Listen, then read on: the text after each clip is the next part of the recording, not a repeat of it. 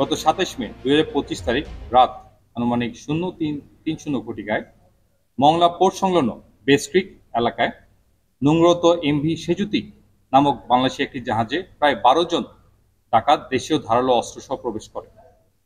তারা জাহাজে ক্রুদের জিম্মি করে এবং মেশিনারি সহ বিভিন্ন মালামাল লুট করে পালিয়ে যায়।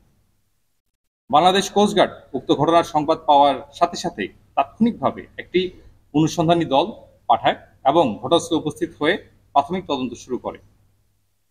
এরপর কোস্টগার্ড জাহাজের নাবিকদের সাথে আলাপ করে এবং জাহাজে অন্যান্য যেসব কর্মকর্তা সাথে আলাপ করে গোয়েন্দা তথ্যের ভিত্তিতে মংলা অঞ্চলে বিভিন্ন অভিযান পরিচালনা করে।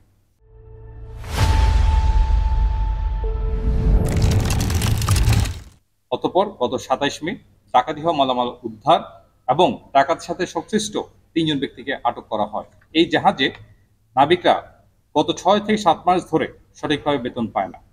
এতে করে নাবিকদের মধ্যে মালিক পক্ষের বিরুদ্ধে তীব্র ক্ষোভ সঞ্চার হয়। এ কারণে আর্থিক ব্যবস্থার উদ্দেশ্যে ইতিপূর্বেও জাহাজ হতে বিভিন্ন রূপে এই গ্রুপ এবং ডাকাতদের কাছে তারা মালামাল বিক্রি করে আর্থিক লাভের জন্য।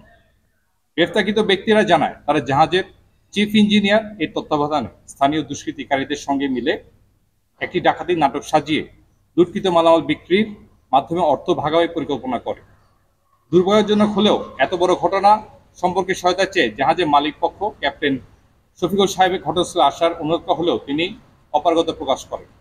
বর্তমানে উদ্ধারকৃত মালামাল জাহাজের কর্তৃপক্ষের নিকট হস্তান্তর প্রক্রিয়া চলমান রয়েছে এবং আটককৃত ব্যক্তিদের থানায় হস্তান্তর কার্যক্রম প্রক্রিয়াতে।